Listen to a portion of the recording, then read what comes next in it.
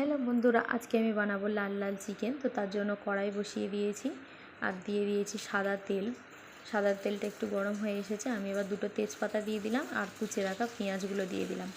এবার পেঁয়াজটাকে সুন্দর করে নেড়ে চেড়ে লাল লাল করে ভেজে নেব।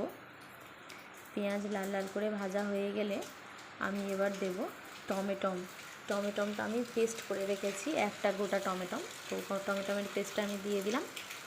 দেওয়ার পরে ভালো করে নেড়ে চেড়ে টমেটোর পেস্টটাকে মশলার সাথে মাখিয়ে নেব। এবার আমি দিয়ে দেব বেটে রাখা আদা রসুনের পেস্ট। তো আদা রসুনের পেস্ট আমি প্রথমে 1 চামচ দিচ্ছি, তারপরে হাফ চামচ ইউজ করব, তারপরে একটু কম মনে হচ্ছিল ওর জন্য আরও হাফ চামচ ইউজ করব। টোটাল আমি আদা রসুনের পেস্ট 2 চামচ ইউজ করেছি। তো এবার সমস্ত মশলাগুলোকে ভালো করে আমি কষিয়ে নেব। মশলা কষিয়ে মশলা থেকে তেল ছেড়ে আসবে, আবার একটু জল দেব। তো জল দিয়ে আবারও একটু কষিয়ে নেব। তারপর তেল ছেড়ে আসলে আবারও একটু জল দেবো। এইভাবে বারে আমি একটু করে জল দিয়ে আবার কষিয়ে নেব, আবার একটু জল দেবো, কষিয়ে নেব। দেখতে থাকো। মশলাটা কিন্তু যত সুন্দর কষানো হবে তরকারি কিন্তু ততই সুন্দর লাগবে খেতে। তো এবার আমি গুঁড়ো মশলাগুলো দিয়ে দেব। প্রথমে দিয়ে দিচ্ছি 1 চামচ লবণ।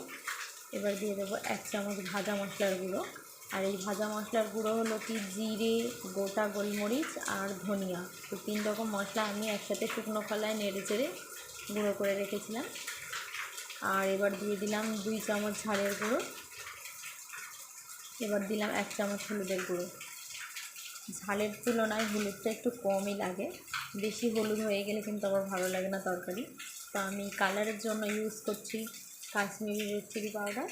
এটাতে কিন্তু শুধুমাত্র কালারই হবে, ঝাল হবে না। ঝালের জন্য আলাদা ঝালের গুঁড়ো ইউজ করতে হয়। তো আমি ভালো করে মশলাটাকে কষিয়ে নিচ্ছি। আবার একটু জল দিয়ে দিলাম, আবারও সুন্দরভাবে কষিয়ে নিচ্ছি। দেখতেই পাচ্ছেন আমার মশলাটা কত সুন্দর কষানো হচ্ছে। আপনারাও কিন্তু মশলাগুলোকে একটু ভালো করে কষাবেন। মশলা যদি কম কষানো হয় তো তরকারির টেস্টটা কম হয় কিন্তু। তো আমি এইভাবে বারবার একটু করে জল দিয়ে সুন্দর করে মশলাটাকে রেডি করে নেব। মশলা থেকে কি সুন্দর একটা কালার আসছে আর খুব সুন্দর সুগন্ধ বেরোচ্ছে। এবার আমি কিন্তু ধনেপাতা দিয়ে দিলাম। ধনেপাতা দিলে তরকারিটা কিন্তু দারুণ সেন্ট হয়।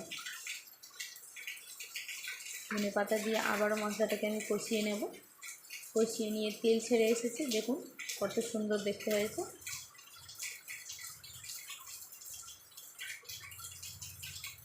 একদম পারফেক্ট কালার এসেছে। তো এবার আমি ধুয়ে রাখা চিকেনগুলো দিয়ে দেব। ধুয়ে রাখা চিকেনগুলো দিয়ে সুন্দরভাবে কষিয়ে নেব মশলার সাথে। ভালোভাবে কষিয়ে নিয়ে এতে আগে থেকে কেটে রাখা আলু দিয়ে দেব। আলুগুলো আমি একটু বড় বড় করে কেটেছি, ধুয়ে রেখেছিলাম। আলুগুলো দিয়ে দিচ্ছি। দিয়ে আলুগুলো সুন্দর করে চিকেনের সাথে কষিয়ে নেব।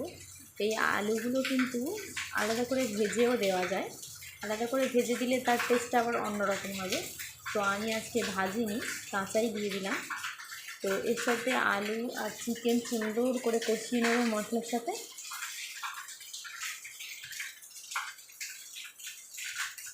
আমি কিন্তু মাঝে মধ্যে ঢাকা চাপা দিয়ে দিচ্ছি, আবার খুলে কষাচ্ছি।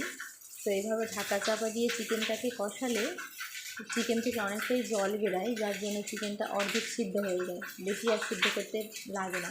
তো দেখুন চিকেন থেকে কতটা জল বেরিয়েছে। তো আমি এবার কি করব, ঝোলের জন্য আরও বেশি করে জল দিয়ে দেব। দেখুন জল দিয়ে দিয়েছি, আর বেশি জল দেবো না, আমার ঝোল দেওয়া হয়ে গেছে। তো এর মধ্যে আমি কুচে রাখা ধনেপাতা দিয়ে দিলাম। এবার ঢাকা চাপা রেখে দেবো 7-8 মিনিটের মতো। এবার দেখুন চিকেনটা আমার প্রায় হয়ে এসেছে। আমি কিন্তু চিকেনে অতিরিক্ত পরিমাণে ঝোল রাখবো না বা একদম শুকনো করে নেব না, মিডিয়াম রাখবো। তো এখানে আমি গরম মশলার গুঁড়োও দিয়ে দিলাম। আমার রান্নাটা হয়েই গেছে। আর একটু নেড়ে চেড়ে দিলাম মশলাটা যাতে মেল্ট হয়ে যায়।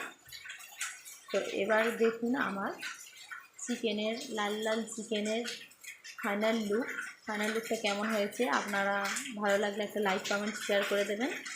আর কমেন্টে জানাতে ভুলবেন না যে আমার রেসিপিগুলো আপনাদের কেমন লাগে। তো দেখা হচ্ছে নেক্সট ব্লগে। আজকের মতো এইটুকু, টাটা।